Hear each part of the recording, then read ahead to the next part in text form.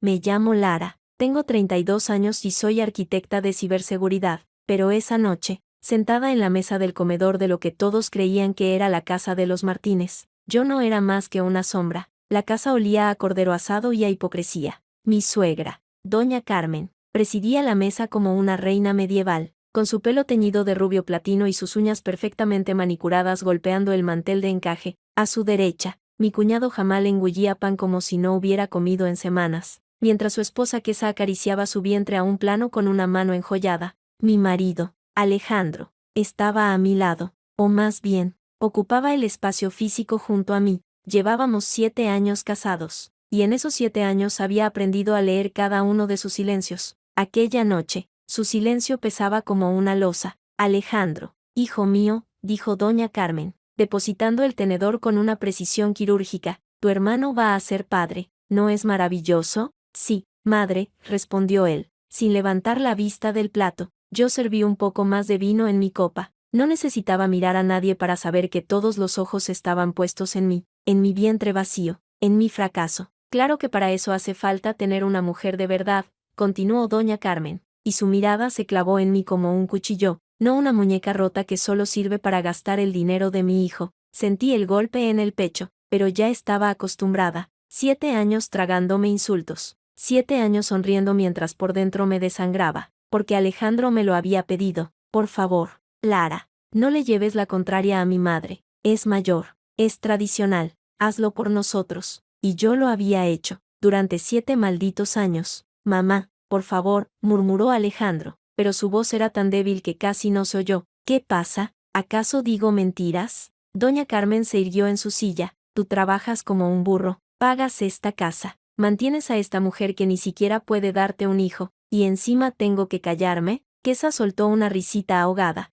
Jamal siguió masticando. Yo apreté la copa de vino con tanta fuerza que pensé que se rompería, pero no. Como siempre, mantuve la compostura. Doña Carmen, dije, con una voz mucho más calmada de lo que me sentía, entiendo que esté emocionada por el embarazo de Quesa, pero, ¿qué? Me interrumpió, golpeando la mesa con la palma abierta. ¿Pero qué vas a decirme tú? ¿Que llevas 7 años chupando la sangre de mi hijo? Eres un parásito, una inútil. El silencio que siguió fue ensordecedor. Miré a Alejandro. Esperé, rogué, necesitaba que dijera algo. Cualquier cosa, que defendiera a su esposa, aunque fuera una sola vez en 7 años. Alejandro apartó la mirada. En ese momento, algo dentro de mí se rompió. No fue un crujido dramático ni un estallido, fue más bien como cuando un sistema informático deja de funcionar, en silencio, sin previo aviso, simplemente, se apaga. Bueno, continuó doña Carmen, sacando unos papeles de su bolso, ya que estamos todos reunidos, hablemos de algo importante. Quesa necesita tranquilidad para su embarazo. El médico dice que debe evitar escaleras. Así que he decidido que vosotros os mudéis al cuarto de invitados y ellos ocupen el dormitorio principal. Sentí que el mundo se detenía. ¿Perdone? Pregunté, incrédula. Has oído perfectamente, dijo ella, sin dignarse a mirarme. Además, no necesitáis tanto espacio, solo sois 2. Y total, como no vais a tener hijos, dejó la frase colgando, como un puñal envenenado. La habitación principal tiene baño propio, vestidor, terraza. Es lo mínimo para una futura madre. Miré a Quesa. Ella me devolvió la mirada con una sonrisa triunfal, acariciándose la barriga. Es solo temporal, Lara, dijo Alejandro al fin, y su voz sonaba a súplica. Unos meses, hasta que nazca el bebé. Luego volvemos a nuestra habitación, como si hubiera sido nuestra alguna vez, como si él hubiera pagado un solo euro de esta casa. ¿Temporal? Repetí, sintiendo como la bilis subía por mi garganta. Alejandro, esto es ridículo. Esta casa tiene 4 dormitorios. ¿Por qué no se mudan ellos a una de las habitaciones libres? ¿Por qué no es lo mismo? Lara, intervino doña Carmen. Quesa necesita espacio, luz, comodidad. Y tú, francamente, no necesitas nada, no produces nada, no aportas nada. Mamá tiene razón, dijo Jamal, limpiándose la boca con la manga. Además, nosotros vamos a darle un nieto a la familia. Eso vale más que todas tus tonterías de oficina. Mis tonterías de oficina. Mi trabajo como arquitecta de ciberseguridad para una de las empresas tecnológicas más importantes de Europa. Mis 6 cifras anuales de ingresos. Mi patrimonio neto de varios millones de euros. todo reducido a tonterías de oficina. Alejandro, dije, girándome hacia él, ¿vas a permitir esto? Él me miró, vi la lucha en sus ojos. Vi al niño que nunca había podido enfrentarse a su madre. Vi al hombre que prefería verme sufrir antes que perder la aprobación familiar. Lara, por favor, susurró, no hagas esto difícil. Es solo por un tiempo. Solté una risa amarga. 7 años. 7 años ocultando mis ingresos, mi éxito, mi verdadera vida. 7 años fingiendo que era una secretaria mal pagada para que él pudiera sentirse el hombre de la casa. 7 años dejando que su madre me pisoteara porque era lo mejor para la relación. Y ahora me pedía que me mudara al cuarto de invitados, que cediera mi dormitorio, mi baño, mi espacio. Está bien, dije, y mi voz sonó extrañamente tranquila. Está bien. Doña Carmen sonrió, satisfecha. Quesa y Jamal intercambiaron una mirada de complicidad. Alejandro exhaló, aliviado. Ninguno de ellos sabía que acababan de firmar su sentencia. Terminé la cena en silencio. Ayudé a recoger los platos. Besé a Alejandro en la mejilla cuando me dijo que todo saldría bien. Me fui a la cama temprano, alegando dolor de cabeza, pero no dormí. Pasé toda la noche frente al ordenador, revisando documentos, organizando archivos, preparando cada movimiento con la precisión de un cirujano, porque si algo había aprendido en mis años como experta en seguridad, era que la información era poder, y yo tenía mucha información. A las 3 de la madrugada, llamé a una empresa de mudanzas. Necesito que estén aquí el viernes a primera hora, dije, con voz firme. Sí, todo lo que está en mi nombre, tengo los recibos, las facturas, los contratos, todo. El hombre del otro lado de la línea pareció sorprendido por la urgencia, pero aceptó el trabajo. Le pagué el doble de su tarifa habitual para asegurar su discreción. Luego llamé a mi abogado. Carlos, necesito que prepares unos documentos, dije. Sí, es sobre la casa, todos los papeles. Quiero que estén listos para el lunes. ¿Vas a hacerlo?, preguntó él, y había una nota de admiración en su voz. Sí, ya no puedo más. Colgué y miré el techo. La habitación que había compartido con Alejandro durante 7 años, las paredes que había decorado con mis cuadros, mis fotografías, mis recuerdos, los muebles que había comprado con mi dinero, todo iba a desaparecer. Cuando amaneció, me levanté, me duché, me vestí con mi traje más elegante, bajé a la cocina y encontré a doña Carmen preparando café. Buenos días, Lara, dijo, sin mirarme, espero que hayas pensado en lo de anoche. Los chicos se mudarán al principal este fin de semana. Tienes hasta el domingo para desocupar. Me serví una taza de café, tomé un sorbo, la miré directamente a los ojos. No se preocupe, doña Carmen, dije, con una sonrisa que no llegaba a mis ojos. El viernes por la mañana, todo estará resuelto. Ella asintió, satisfecha, y se volvió hacia los fogones. No vio la sonrisa que se dibujó en mi rostro. No podía verla, porque si la hubiera visto, habría sabido que algo terrible estaba a punto de suceder. Salí de casa con mi portátil bajo el brazo. Tenía una semana de vacaciones acumuladas. Iba a necesitar cada minuto. Mientras caminaba hacia el metro, recordé las palabras de mi padre antes de morir. Nunca le muestres todas tus cartas, Lara. Guarda siempre unas bajo la manga. Papá, si pudieras verme ahora. No tengo unas bajo la manga. Tengo toda la baraja, y voy a jugarla. El viernes llegó más rápido de lo que esperaba. Esa mañana, me levanté a las 6, preparé café y esperé. A las 7 en punto, sonó el timbre. Buenos días, señora Lara, dijo el capataz de la mudanza, un hombre corpulento llamado Miguel. Hemos venido con 2 camiones, como pidió. Perfecto, dije, abriendo la puerta de par en par. Pasen, les indicaré qué llevarse. Doña Carmen bajó las escaleras en bata, con el pelo revuelto. ¿Qué está pasando?, preguntó, frunciendo el ceño. ¿Quiénes son estos hombres? Son de la mudanza, respondí, con calma. Se van a llevar mis cosas. ¿Tus cosas?, repitió ella, riendo. ¿Qué cosas puedes tener tú? Todo esto es de mi hijo. Sonreí, saqué mi teléfono y abrí una carpeta de fotos. ¿Ve este sofá? Señalé el enorme sillón de cuero italiano. Lo compré yo. Tengo el recibo. ¿Ve esta lámpara? Mía. ¿La mesa de comedor? Mía. ¿El televisor de 75 pulgadas? Mío también. Su sonrisa se desvaneció. No digas tonterías. Alejandro me dijo que él pagaba todo. La interrumpí. Claro, eso le decía a usted, pero la realidad es otra. Saqué un fajo de papeles de mi bolso. Aquí están las facturas de cada mueble, cada electrodoméstico. Cada objeto de valor que hay en esta casa. Todo está a mi nombre. Todo fue pagado con mi dinero. Doña Carmen agarró los papeles con manos temblorosas. Sus ojos recorrieron las cifras, las fechas, los nombres. Esto no puede ser. Puede y es, dije, cruzando los brazos. Y no solo eso, esta casa también es mía. El silencio fue absoluto. Incluso los mudanzas dejaron de trabajar para observar la escena. ¿Qué has dicho? La voz de doña Carmen era un susurro ronco. La casa, este edificio, los 600 metros cuadrados que ocupa, todo es mío. Lo compré hace 5 años, cuando el mercado inmobiliario estaba por los suelos. Lo puse a nombre de una sociedad limitada, pero yo soy la única propietaria. Mientes, gritó ella, agitando los papeles. Mi hijo me dijo que él pagaba la hipoteca. Su hijo le mintió, dije, sin inmutarme. Alejandro no ha pagado ni una sola factura desde que nos casamos. Yo he estado cubriendo todos los gastos, la hipoteca, los suministros, la comida, la ropa, todo. En ese momento,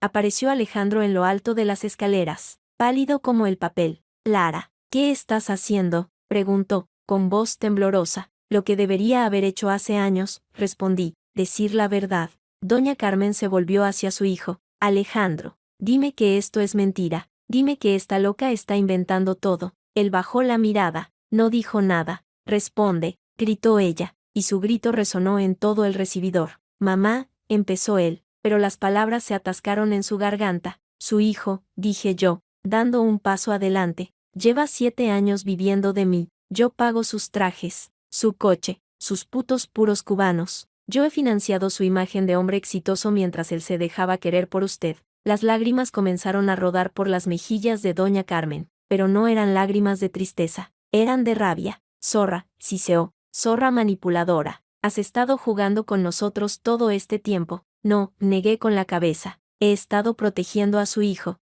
he estado sacrificando mi orgullo, mi identidad, mi vida entera para que él pudiera sentirse importante, y usted, en lugar de agradecérmelo, me ha llamado parásito, me ha humillado. Me ha exigido que ceda mi habitación. Eres una cualquiera, gritó ella, y su boca se torció en una mueca de odio. Una mentirosa, te arruinaré, hablaré con mis abogados. Hágalo, dije, y mi voz era tan fría como el acero. De hecho, le recomiendo que lo haga, porque dentro de unas horas, mi abogado presentará una demanda de desahucio contra su hijo Jamal y su esposa Kesa, que llevan 6 meses viviendo aquí sin pagar un solo euro de alquiler. ¿Qué? La voz de Jamal llegó desde la cocina. ¿De qué coño hablas? Salí al pasillo y me encontré con mi cuñado, que sostenía un trozo de pan a medio comer. Hablo de que eres un ocupa. Jamal, dije, tú y tu preñada esposa lleváis medio año viviendo en mi casa, durmiendo en mi cama, comiendo mi comida, y hoy se acaba. Pero si Alejandro dijo que, Alejandro no tiene nada que decir, lo corté.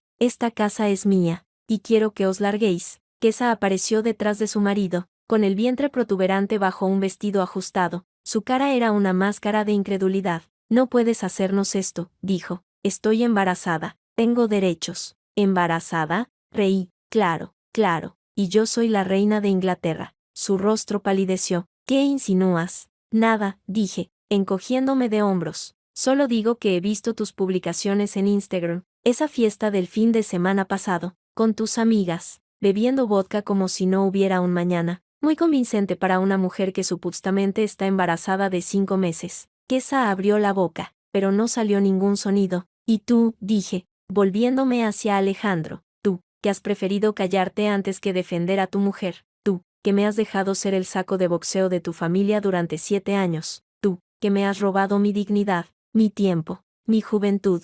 Él dio un paso hacia mí, con las manos extendidas. Lara, por favor, ¿podemos hablar? No hay nada que hablar, dije, apartándolo. Los mudanzas se llevarán todo lo que es mío. Cuando terminen, entregaré las llaves de esta casa al administrador de la finca. Tendréis 72 horas para desalojar voluntariamente. Si no lo hacéis, el lunes por la mañana, un juez os echará. Me giré hacia los mudanzas. Continúen, por favor. Empiecen por el salón. Mientras los hombres cargaban los muebles, doña Carmen se derrumbó en una silla, sollozando. Jamal maldecía entre dientes. Kesa miraba al vacío, con los brazos cruzados sobre su vientre, y Alejandro, mi querido y cobarde Alejandro, me miraba con unos ojos que mezclaban la ira, la vergüenza y algo que quizás era admiración. Nunca imaginé que fueras capaz de esto, murmuró. Nunca imaginaste muchas cosas, respondí, porque nunca te tomaste el tiempo de conocerme realmente. Salí de la casa sin mirar atrás. El sol de la mañana me dio en la cara,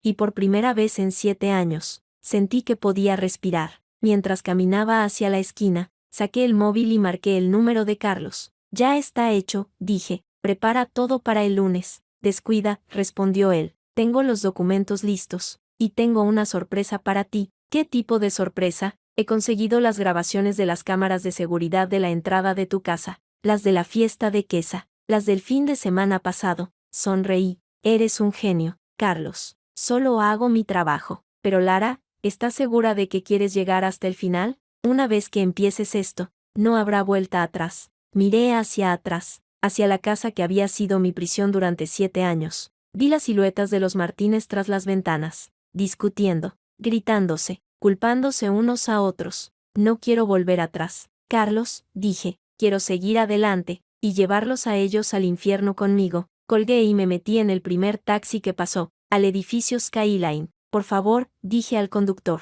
calle Serrano, 142. Ah, el edificio más caro de Madrid, comentó él, silbando. Trabaja allí.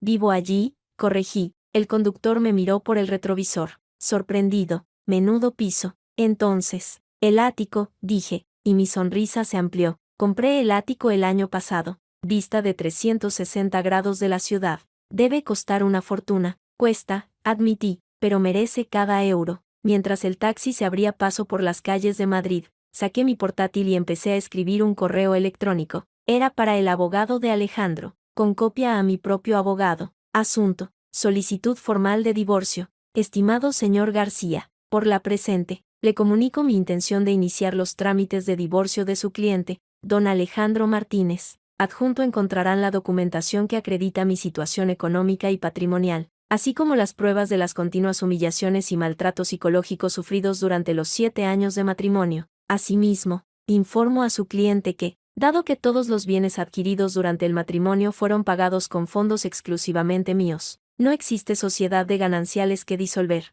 La casa familiar es de mi propiedad, y he iniciado los trámites para su desalojo. Quedo a la espera de su respuesta. Atentamente, Lara Jiménez Vázquez. Pulsé enviar y apoyé la cabeza contra el asiento. Había empezado la guerra, y estaba decidida a ganarla. El ático era exactamente lo que necesitaba. Luz natural inundando cada rincón, techos altos, terrazas con vistas a la Sierra de Guadarrama. Lo había comprado en secreto, usando una sociedad instrumental, para que Alejandro nunca lo supiera. Era mi refugio, mi castillo, mi prueba de que, a pesar de todo, había construido algo propio. Me dejé caer en el sofá de diseño escandinavo y cerré los ojos. El silencio era absoluto, nadie gritando, nadie exigiendo, nadie juzgando. Sonó el teléfono. Era Alejandro. Lara, por favor, tenemos que hablar. Su voz sonaba desesperada. Mi madre está histérica. Jamal dice que te va a denunciar. Quesa no para de llorar. ¿Y tú? Pregunté. ¿Cómo estás tú? Hubo una pausa.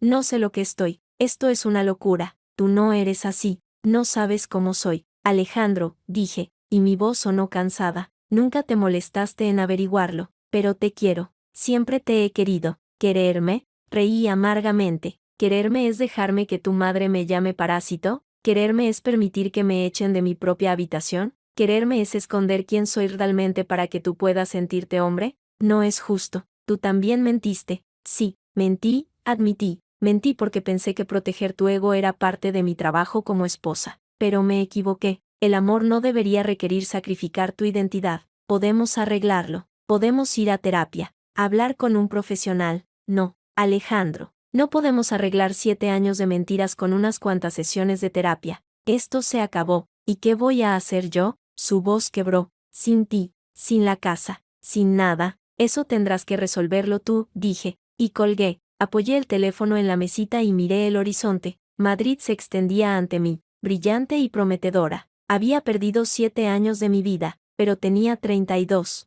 Era joven, era rica, era libre, y apenas estaba empezando. El lunes por la mañana, todo cambiaría. El lunes, el juez leería la demanda de desahucio. El lunes, la farsa de los Martínez se derrumbaría definitivamente. Pero lo que ninguno de ellos sabía, lo que ni siquiera yo imaginaba en ese momento, era que la historia guardaba una última vuelta de tuerca, algo que haría que aquella venganza pareciera un juego de niños comparado con lo que estaba por venir, porque en el mundo de la ciberseguridad, había aprendido una regla fundamental: nunca subestimes al enemigo, y los Martínez, heridos y acorralados, estaban a punto de demostrar hasta dónde podían llegar para salvar su pellejo, pero esa es otra parte de la historia, la parte que empezaría dentro de 3 días, cuando todo explotase. El lunes amaneció gris sobre Madrid, pero a mí me daba igual el color del cielo. Llevaba 3 días en mi ático, rodeada de cajas de mudanza aún sin abrir, planeando cada movimiento con la precisión de un algoritmo.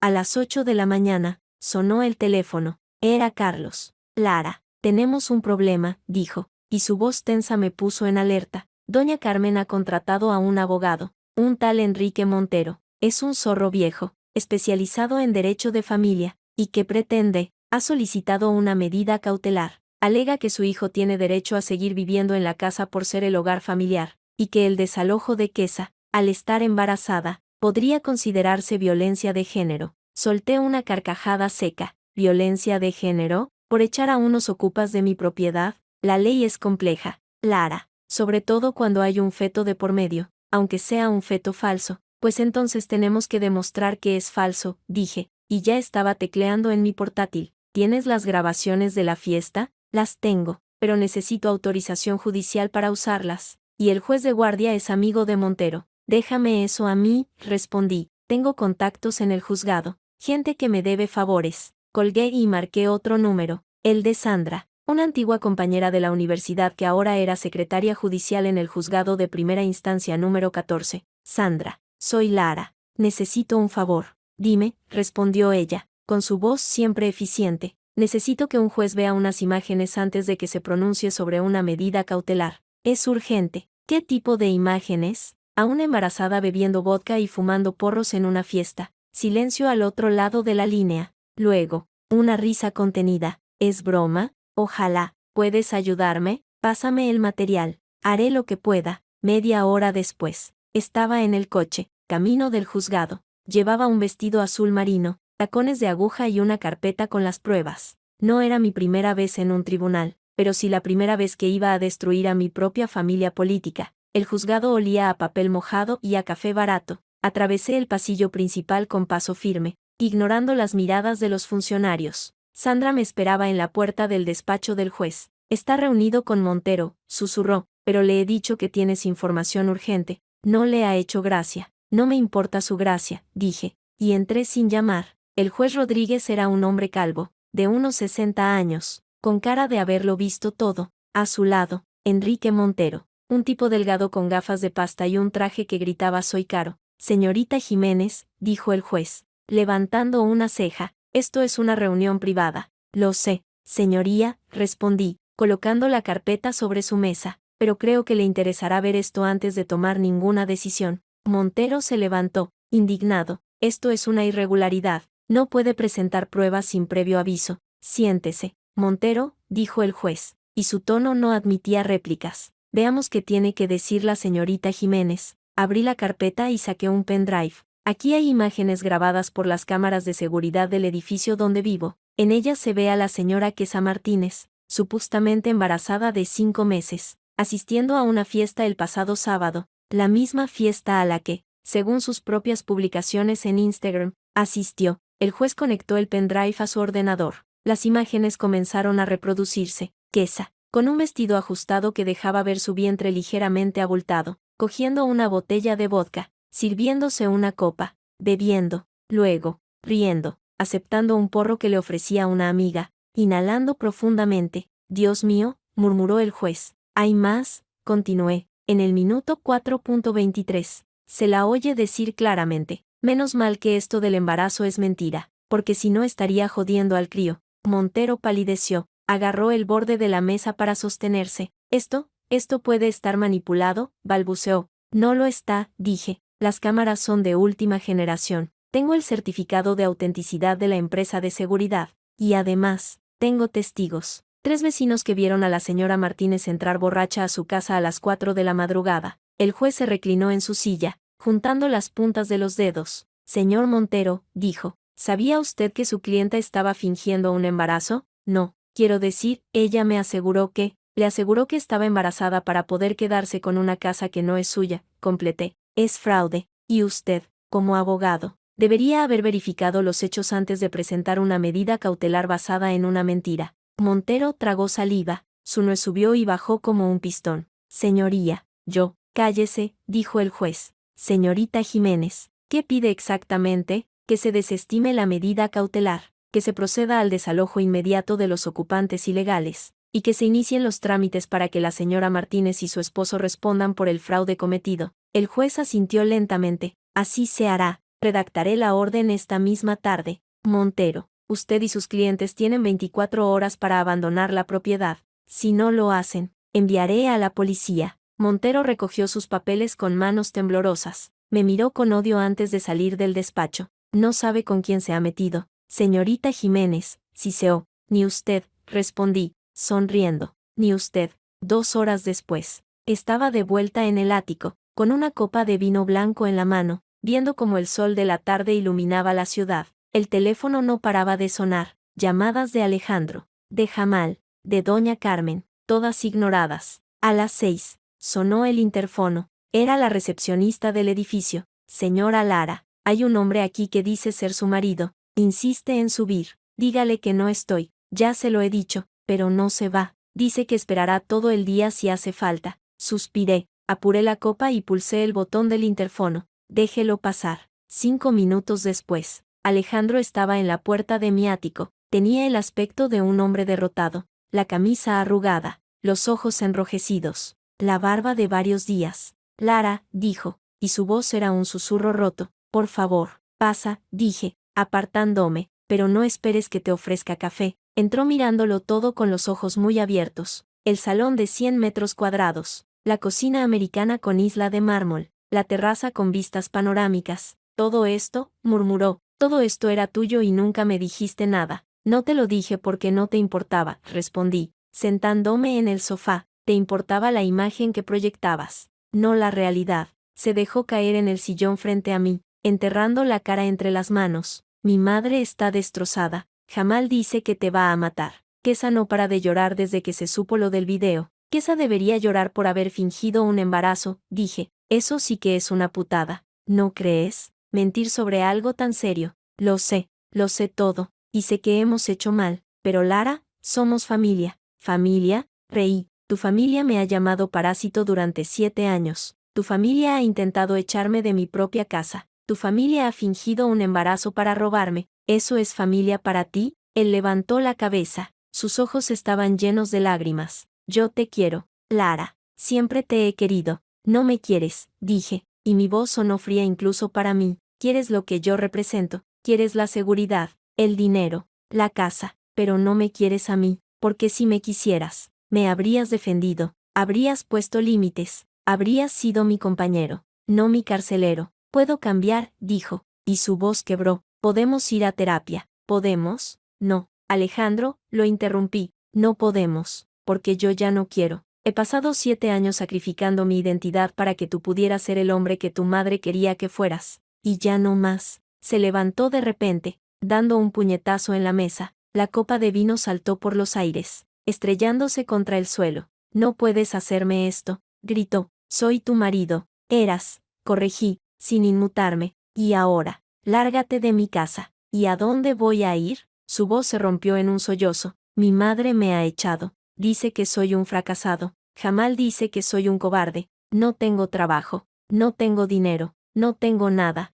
Eso no es problema mío. Claro que es problema tuyo, gritó, y su cara se torció en una mueca de rabia. Tú me has llevado a esto. Tú has destruido mi vida. Me levanté lentamente. Caminé hacia él, paso a paso, hasta estar frente a frente. Yo no he destruido tu vida, Alejandro, dije, y mi voz era un susurro afilado. Tú la has destruido tú solo, tú y tu puta familia. Yo solo he dejado de pagar la factura. Él me miró, y por un instante vi algo peligroso en sus ojos, algo que no había visto antes. Rabia, rabia auténtica. Te arrepentirás de esto, dijo, y su voz era un gruñido. Te juro que te arrepentirás. ¿Es una amenaza? Pregunté, levantando una ceja. Es una promesa. Salió dando un portazo que hizo vibrar las paredes. Me quedé quieta, escuchando el eco de sus pasos alejándose por el pasillo. Luego, respiré hondo, y sonreí, porque si algo había aprendido en mis años como experta en cibersabotaje, era que los adversarios más peligrosos eran aquellos que actuaban movidos por la desesperación. Y Alejandro, mi querido y cobarde Alejandro, acababa de cruzar una línea.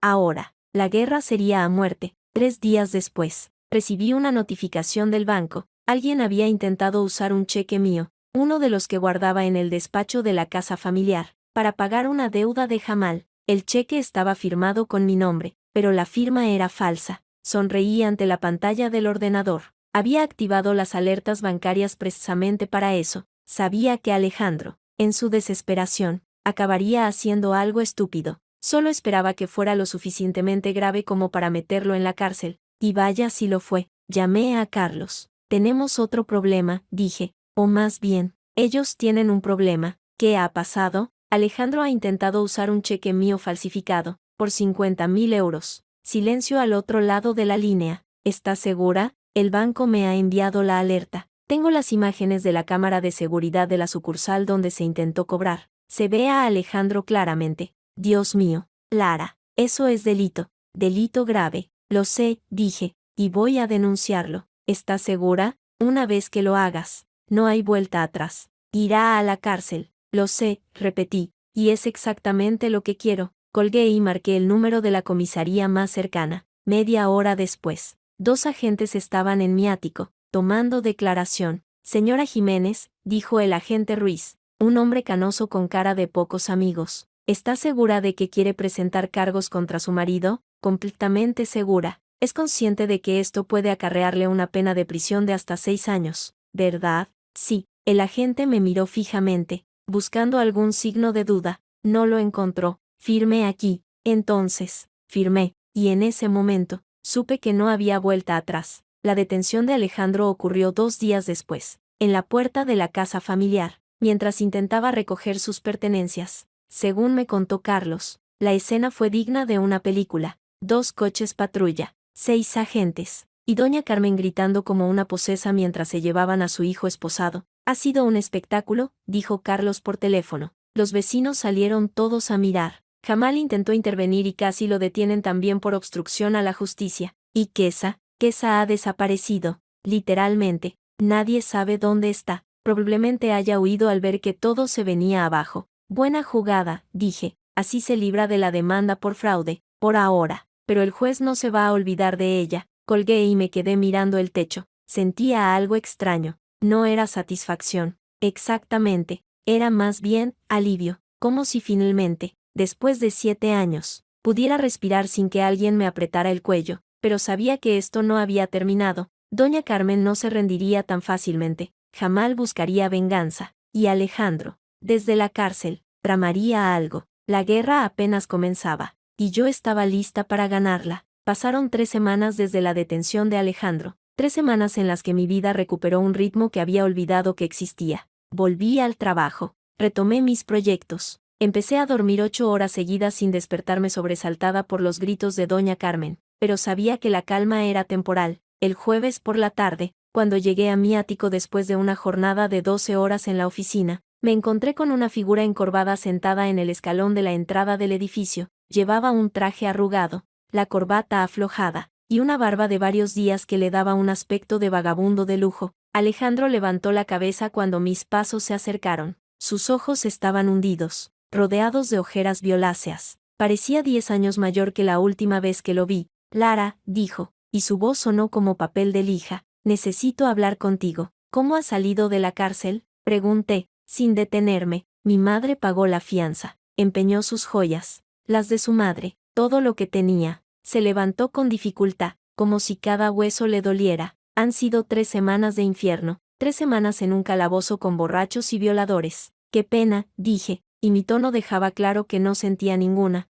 Lara, por favor, solo 5 minutos, te lo ruego. Suspiré, miré el reloj. Eran las 9 de la noche y solo quería una ducha caliente y una copa de vino. Tienes 5 minutos, pero no subes a mi casa. Hablamos aquí, en la calle. Se apoyó contra la pared, como si las piernas no lo sostuvieran. Necesito que retires los cargos, dijo. directo al grano. El juicio es en 2 meses. Si no retiras los cargos, voy a ir a la cárcel. De verdad, no es una amenaza, es un hecho. Deberías haber pensado en eso antes de falsificar mi firma. Estaba desesperado. Lara, no sabía lo que hacía. Jamal me presionaba. Mi madre me chillaba. Kesa amenazaba con irse. Necesitaba el dinero. ¿Para qué? Pregunté, curiosa a pesar de mí misma. Para pagar el alquiler de un piso. Mi madre nos echó de su casa después de lo del juzgado. Dijo que éramos unos fracasados, que le habíamos arruinado la vida. Se pasó una mano por la cara, temblorosa. Ahora vivimos en un estudio cutre en Vallecas. Jamal duerme en el sofá. Kesa se fue con su madre. Vaya, vaya, dije, sin ocultar cierta satisfacción. Parece que la familia perfecta se está desmoronando. No seas cruel, Lara. Ya hemos sufrido bastante. ¿Sufrido? Reí. ¿Tú llamas sufrir a tener que vivir en un piso de mierda después de haber intentado robarme la casa? Porque yo llamo sufrir a aguantar 7 años de humillaciones. Yo llamo sufrir a que me llamen parásito mientras pago tus putos caprichos. Alejandro bajó la cabeza. Lo sé todo, y me arrepiento de cada momento en que no te defendí, pero te juro que puedo cambiar. Podemos irnos lejos. ¿Empezar de cero en otro sitio? No, Alejandro, no podemos, porque yo no quiero empezar de cero contigo. Yo quiero empezar de cero sin ti. Entonces, ¿qué va a hacer de mí? Su voz quebró. Sin trabajo, sin dinero, con un antecedente penal. Eso tendrás que resolverlo tú, dije, y di media vuelta para entrar al edificio. Lara, espera, gritó, y su mano se aferró a mi brazo. Por favor, te lo pido por lo que más quieras. Si no retiras los cargos, me hundiré, y no me refiero solo a mí. Mi madre, mi hermano, todos dependen de mí. Le solté el brazo con un movimiento brusco. ¿Sabes qué, Alejandro? Me alegro de que te hundas. Me alegro de que tu madre tenga que empeñar sus joyas. Me alegro de que Jamal duerma en un sofá, porque todo eso es el resultado de vuestras propias decisiones. Vosotros elegisteis tratar como una mierda a la persona que os mantenía, y ahora pagáis las consecuencias. Eres una perra sin corazón, dijo, y su voz se llenó de veneno. Puede ser, sonreí, pero soy una perra rica, libre y sin cargas. Buenas noches, Alejandro. Subí a mi ático, me preparé una copa de vino, y me senté en la terraza a ver las luces de Madrid, pero algo me molestaba, algo en la mirada de Alejandro, en la forma en que había pronunciado aquellas palabras. Me decía que esto no había terminado,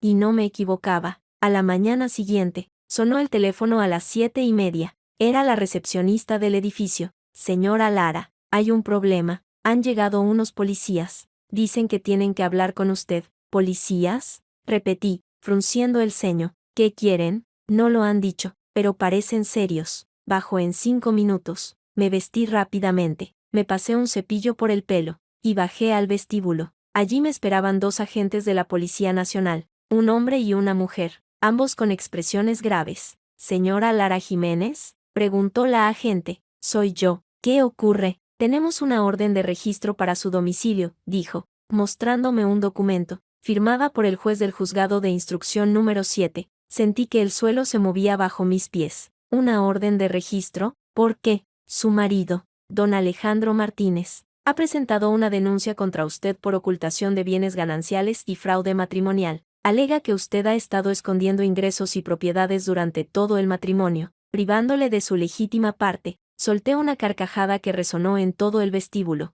¿Ocultación de bienes? ¿Fraude matrimonial? Eso es ridículo. Todo lo que tengo lo he ganado yo, antes y durante el matrimonio, con mi trabajo. Él nunca ha aportado un euro. Eso tendrá que demostrarlo ante el juez, dijo el agente, impasible. Por ahora, tenemos que registrar su domicilio en busca de documentación relevante. Adelante, dije, abriendo los brazos. Registren todo lo que quieran. No tengo nada que ocultar. Los agentes subieron al ático y pasaron 2 horas revisando cada armario, cada cajón, cada papel. Yo me senté en el sofá, con los brazos cruzados, observándolos con una mezcla de irritación y diversión. Encontraron mis contratos de trabajo, mis extractos bancarios, las escrituras de mis propiedades, todo en orden, todo legal, todo a mi nombre. Señora Jiménez, dijo la agente, cerrando la última carpeta. Parece que todo está en regla, pero tendrá que presentarse ante el juez el próximo lunes para ratificar su declaración. Por supuesto, dije, estaré allí. Cuando los agentes se fueron, llamé a Carlos. Tenemos un problema, dije, Alejandro me ha denunciado por ocultación de bienes. ¿Qué? La voz de Carlos sonó incrédula. ¿Con qué base? Supongo que con la base de que soy una mujer independiente y él un fracasado que quiere llevarse mi dinero. Esto es grave. Lara, si el juez considera que ha habido mala fe en la gestión de los bienes durante el matrimonio, podría obligarte a compensarle económicamente. ¿Compensarle? ¿Por qué? Si él nunca ha puesto un duro. La ley no siempre es justa, Lara, sobre todo cuando hay un buen abogado de por medio. Y parece que Alejandro ha contratado a Montero otra vez. Maldito sea, murmuré. Bueno, pues que se prepare, porque yo no pienso perder. El lunes siguiente, me presenté en el juzgado con Carlos a mi lado. Llevaba un traje chaqueta negro, tacones altos, y una expresión de determinación que no admitía réplicas. En la sala, me encontré con Alejandro, acompañado de su madre y de Montero. Doña Carmen me fulminó con la mirada, apretando el bolso de imitación como si fuera un arma. Señora Jiménez, dijo el juez, un hombre calvo de aspecto cansado. Su marido la acusa de haber ocultado bienes durante el matrimonio, específicamente ingresos y propiedades adquiridas con posterioridad a la fecha de la boda. ¿Qué tiene que decir al respecto? Señoría, respondí, con voz firme. Todos los bienes que poseo fueron adquiridos con mi trabajo y mi esfuerzo. Mi marido nunca ha contribuido económicamente al hogar. De hecho, he sido yo quien ha mantenido a la familia durante los 7 años de matrimonio. ¿Eso es mentira?, interrumpió Alejandro. Yo trabajaba. Yo aportaba. ¿Aportabas? Reí. ¿Aportabas los 1.200 euros que ganabas como dependiente en una tienda de muebles mientras yo ingresaba 12.000 al mes? ¿Aportabas cuando te quedaste en paro y estuviste 2 años sin trabajar? ¿Aportabas cuando pediste un préstamo a tu nombre y tuve que pagarlo yo para que no te embargaran? El juez levantó una ceja. Señor Martínez, ¿es cierto eso? Alejandro tragó saliva, miró a su madre, que le hizo un gesto imperceptible con la cabeza. Bueno, hubo momentos difíciles, repetí. Llámalo así, yo lo llamo parasitismo. Señora Jiménez, me reprendió el juez, guarde las formas. Disculpe, señoría, dije, sin apartar la mirada de Alejandro, pero es la verdad. Montero intervino, ajustándose las gafas. Señoría, mi cliente sostiene que la señora Jiménez ocultó ingresos de forma deliberada para evitar tener que compartirlos. Tenemos testigos que pueden corroborar que ella siempre aparentaba tener un salario modesto. ¿Testigos?, pregunté. ¿Quiénes? Su madre, que me llamaba parásito mientras yo pagaba su casa. Su hermano, que vivía de gorra en mi propiedad. Señora Jiménez, deje hablar a su abogado, dijo el juez. Carlos tomó la palabra. Señoría, mi clienta nunca ocultó sus ingresos. Simplemente, por respeto a la sensibilidad de su marido, eligió no hacer alarde de su éxito económico, pero todos los ingresos están declarados, todas las propiedades están registradas, y todo está en orden. Entonces, ¿por qué hay una discrepancia tan grande entre lo que ella declara y lo que él dice saber?, preguntó el juez. Porque él prefirió no saber, respondí, porque le convenía creer que era el hombre de la casa, el que mantenía a la familia, y yo, tonta de mí, le dejé creerlo. El juez me miró largamente, luego, suspiró. Voy a necesitar ver toda la documentación, extractos bancarios, declaraciones de la renta, escrituras de propiedad, todo, y tomaré una decisión en los próximos días. Señoría, dijo Carlos, tengo toda la documentación aquí. Abrió un maletín y depositó una pila de carpetas sobre la mesa del juez. Son 7 años de registros financieros. Todo está en orden. El juez hojeó los documentos, frunciendo el ceño de vez en cuando. Esto va a llevar tiempo, murmuró. Citaremos a las partes de nuevo la próxima semana. Salimos del juzgado. En la puerta, me encontré con doña Carmen, que me esperaba con los brazos cruzados y una expresión de odio puro. Esto no ha terminado, zorra, siseó. Mi hijo va a recuperar lo que es suyo. Su hijo no tiene nada, respondí, sonriendo. Nunca ha tenido nada, y usted lo sabe. Te voy a arruinar. Te voy a quitar hasta el último céntimo.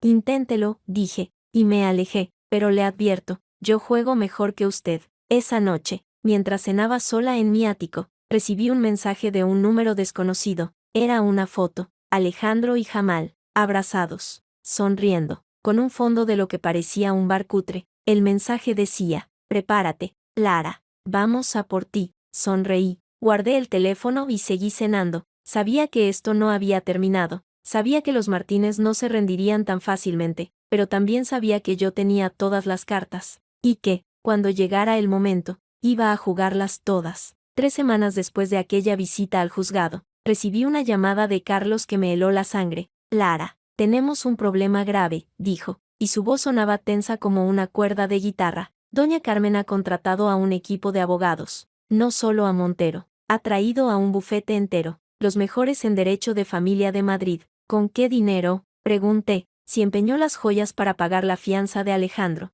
ha vendido su casa, la de toda la vida, la del pueblo, se ha quedado sin nada, pero ha juntado suficiente para pagar a esos buitres. Sentí una punzada de admiración a pesar de todo. La vieja era dura de pelar. ¿Y qué pretenden? Van a pedir una orden de alejamiento contra ti. Alegan que has ejercido violencia psicológica sobre Alejandro durante años, que le has humillado, que le has manipulado económicamente, y quieren que el juez te obligue a pagarle una compensación millonaria. Solté una risa amarga. ¿Violencia psicológica? ¿Ellos? Los mismos que me llamaban parásito delante de toda la familia. La ley no entiende de ironías, Lara. Y tienen un testigo estrella. ¿Quién? Quesa. Me quedé muda. Quesa, la misma que había fingido un embarazo, la misma que había intentado robarme la casa, la misma que había huido después del escándalo. ¿Quesa va a testificar contra mí? Sí, y va a decir que tú sabías lo del embarazo falso, que fuiste cómplice, y que cuando decidiste denunciarlo, lo hiciste para arruinar a la familia. Eso es mentira, dije, apretando el teléfono. Yo no sabía nada del embarazo falso hasta que vi las grabaciones. Lo sé, pero ella va a jurar lo contrario, y los abogados de la familia van a presentarlo como una conspiración tuya para destruir a Alejandro y quedarte con todo. Cerré los ojos. Respiré hondo. ¿Cuándo es la vista? El viernes que viene, en el juzgado de primera instancia número 3. El juez es el mismo que llevó lo del desahucio. Rodríguez, el mismo, pero esta vez, Montero ha preparado el terreno, ha filtrado información a la prensa. Hay artículos en algunos periódicos digitales hablando de la arquitecta de ciberseguridad que arruinó a su familia. ¿Qué? Casi grité. ¿Cómo se han enterado los periodistas? Montero tiene contactos, y ha pintado la historia como la de un pobre hombre engañado por su mujer ambiciosa. Hay comentarios machistas por todas partes. Te llaman la zorra de la tecnología, la trepadora, la mujer que destrozó a su marido por dinero. Sentí que la sangre me hervía, pero me obligué a mantener la calma. Dame los nombres de los periodistas, y los de los abogados. Voy a hacer unas cuantas llamadas. Lara, no hagas nada ilegal. No voy a hacer nada ilegal, Carlos. Voy a hacer algo legal pero doloroso. Tengo contactos en los medios, y tengo pruebas que ellos no tienen. ¿Qué pruebas? Las grabaciones completas de las cámaras de seguridad de la casa. No solo las de la fiesta de Quesa, también las de las discusiones familiares, las humillaciones, los gritos de Doña Carmen, todo. ¿Grabaste a tu propia familia? No, las cámaras las instalé por seguridad, cuando compré la casa, pero nunca las desactivé, y nunca les dije que estaban ahí. Silencio al otro lado de la línea. Lara, eso es ilegal. Grabar conversaciones sin consentimiento. Las cámaras están en zonas comunes de la casa, salón, cocina, pasillos, no en habitaciones privadas. Y la ley permite la grabación en espacios comunes si hay un interés legítimo de seguridad, pero usarlas como prueba en un juicio, no las usaré en el juicio, dije, las usaré con los periodistas, para que sepan qué clase de familia son realmente los Martínez. Eso es manipulación mediática. Exactamente. Bienvenida al mundo real, Carlos. Los siguientes días fueron un infierno. Los periódicos digitales publicaron artículos cada vez más amarillistas. La mujer que esclavizó a su marido, arquitecta de la destrucción familiar, el lado oscuro del éxito femenino. Los comentarios en redes sociales eran brutales. Mujeres anónimas me llamaban de todo. Hombres jubilados escribían parrafadas sobre la maldad de las mujeres independientes. Pero yo no me quedé de brazos cruzados. Llamé a una periodista de investigación, amiga de la universidad, que trabajaba en uno de los periódicos más serios del país. Sofía, necesito tu ayuda, dije. Te voy a pasar unas grabaciones. Son duras, pero son la verdad. 3 días después, Sofía publicó un artículo que cambió la narrativa. Las grabaciones que desmontan la versión de la familia Martínez. Insultos, humillaciones y un embarazo falso. El artículo incluía transcripciones de las conversaciones, fragmentos de los vídeos, y una entrevista conmigo donde contaba mi versión sin tapujos. La reacción fue inmediata. Los comentarios cambiaron de dirección. Ahora la gente pedía la cabeza de Doña Carmen, de Alejandro, de Jamal. Algunos incluso iniciaron una campaña de crowdfunding para ayudarme con los gastos legales. Pero yo no necesitaba ayuda económica. necesitaba justicia. El viernes llegó más rápido de lo que esperaba. Esa mañana, me levanté a las 6, me vestí con un traje azul marino, me até el pelo en una coleta severa, y me miré al espejo. Vamos a ganar, me dije, vamos a ganar porque tenemos la razón. En el juzgado, la sala estaba llena, periodistas, curiosos, familiares de ambas partes. Doña Carmen ocupaba la primera fila, vestida de negro riguroso, como si fuera a un funeral. A su lado, Jamal, con la mirada perdida, y Quesa, que me fulminó con los ojos cuando entré. Alejandro estaba en el banquillo, con un traje que le quedaba grande, la cara demacrada. Cuando nuestras miradas se cruzaron,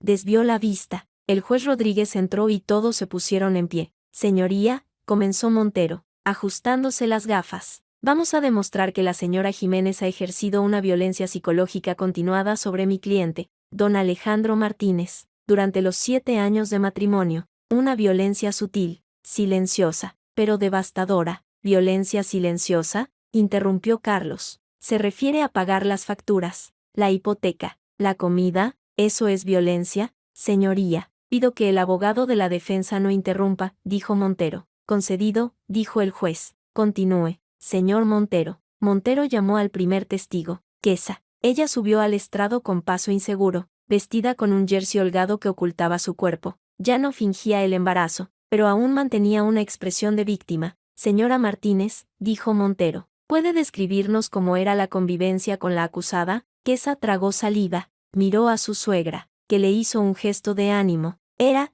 horrible, dijo, con voz temblorosa. Nos humillaba constantemente, nos recordaba que la casa era suya, que el dinero era suyo, que nosotros no éramos nada sin ella. ¿Y cómo reaccionaba su marido, Alejandro, ante esas humillaciones? Se callaba, se encogía, tenía miedo de enfrentarse a ella. ¿Miedo?, repitió Montero. ¿Miedo a qué? A que lo echara de casa, a quedarse sin nada. Ella controlaba todo el dinero, todas las decisiones. Él era un prisionero en su propia casa. Carlos se levantó. Señoría, la testigo está mintiendo. Tengo pruebas de que ella misma participó en un plan para fingir un embarazo y quedarse con la casa. Objeción, dijo Montero. Eso no es relevante para el caso actual. Es relevante, replicó Carlos, porque demuestra que la testigo no es creíble. El juez meditó unos segundos. Admito la pregunta. Continúe, señor abogado. Carlos se acercó a Quesa, que empezó a sudar. Señora Martínez, ¿es cierto que usted fingió un embarazo para intentar quedarse con la casa de mi clienta? Yo, no sé de qué habla, ¿no? Carlos sacó un iPad.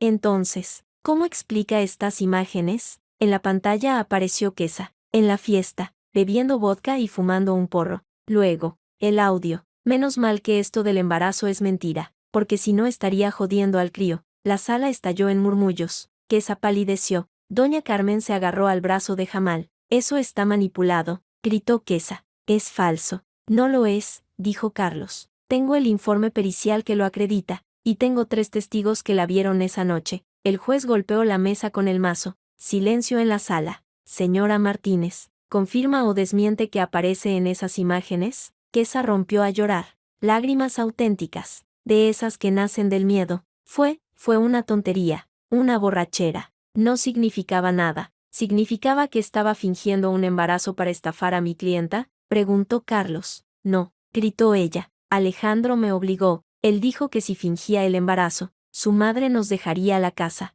Él planeó todo. El silencio fue absoluto. Todos los ojos se volvieron hacia Alejandro, que se había puesto pálido como el papel. Mientes, gritó él, levantándose. Tú lo sugeriste, dijiste que era la única manera de que mi madre nos diera la casa. Fue idea tuya, chilló Quesa. Dijiste que Lara era una ricachona que no merecía nada. Cállate, intervino Jamal, levantándose también. Los dos estáis locos. Yo no tuve nada que ver. Tú te beneficiaste, gritó Quesa. Vivías de gorra en la casa. Doña Carmen se levantó, temblando. Basta ya, gritó, con una voz que heló la sangre. Sois unos desgraciados. Os he dado todo y así me lo pagáis. El juez golpeó la mesa repetidamente. Orden, orden en la sala, gritó. Si no se callan, desalojaré la sala. Pero nadie le hizo caso. La familia Martínez se había desintegrado en una pelea campal. Alejandro señalaba a Quesa con el dedo. Quesa lloraba y maldecía a Jamal. Jamal insultaba a su madre. Doña Carmen agitaba los brazos como una posesa. Yo me quedé sentada, observando la escena con una sonrisa helada. No había necesitado decir nada, ellos solos se habían destruido. Señoría, dijo Carlos, elevando la voz por encima del griterío. Creo que queda demostrado que la denuncia de mi clienta por fraude y usurpación de vivienda está más que justificada. El juez asintió, con expresión cansada. Se suspende la sesión, dijo. Veredicto mañana a las 10 de la mañana. Esa noche, no pude dormir, no por nervios, sino por una extraña sensación de paz. Había visto a la familia Martínez desmoronarse en directo, había visto sus mentiras, sus traiciones, su miseria moral expuestas ante todo el mundo. A la mañana siguiente, volví al juzgado. La sala estaba igual de llena, pero esta vez, los Martínez ocupaban asientos separados. Doña Carmen, sola en una fila, Jamal y Quesa, en otra, sin mirarse, Alejandro,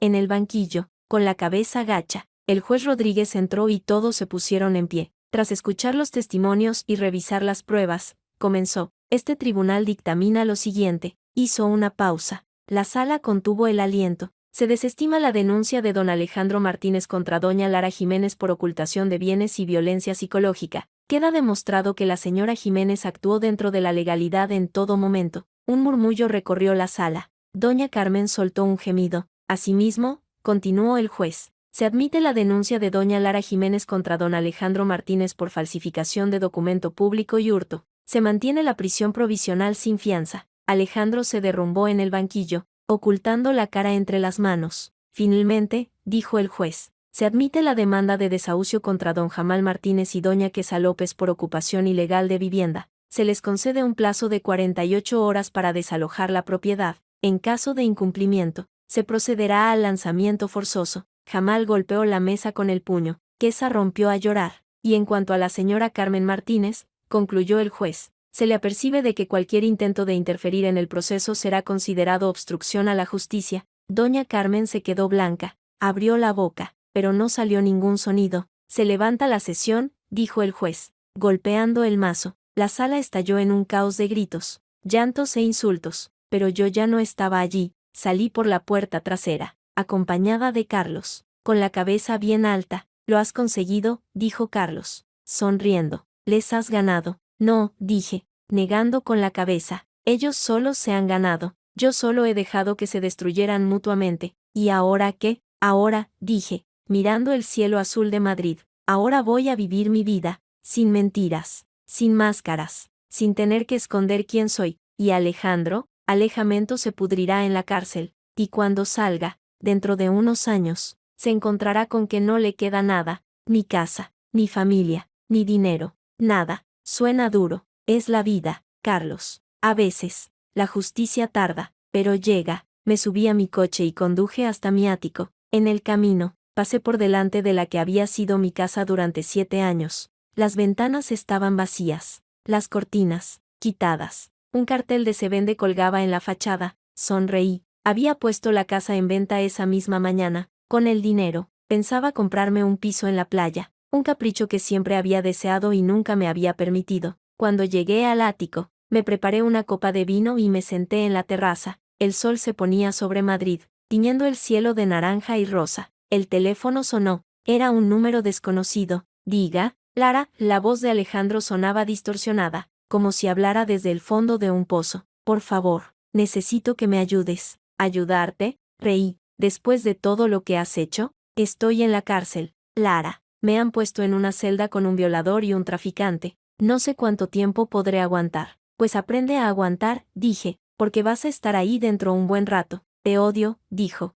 y su voz se llenó de veneno. «Te odio con toda mi alma». «Bien», respondí, «odio sincero es mejor que amor falso». Colgué, apuré la copa de vino y miré las estrellas que empezaban a aparecer en el cielo. Había ganado, pero la victoria sabía agridulce, porque, en el fondo, había perdido 7 años de mi vida, 7 años que nunca volverían, pero también había aprendido una lección valiosa. Nunca, jamás, sacrificaría mi identidad por nadie, ni por amor, ni por familia, ni por nada, porque al final, lo único que realmente tienes eres tú mismo, y si te traicionas a ti mismo, ya has perdido antes de empezar. Me levanté, entré en casa, y cerré la puerta. Afuera, Madrid seguía brillando, pero yo ya no necesitaba sus luces para sentirme viva. Ahora, mi luz la llevaba dentro. La sentencia cayó como un mazo sobre la familia Martínez. El juez Rodríguez, con su voz cansada pero firme, leyó cada punto como quien ejecuta una sentencia de muerte. Don Alejandro Martínez queda condenado a 3 años y 6 meses de prisión por falsificación de documento público,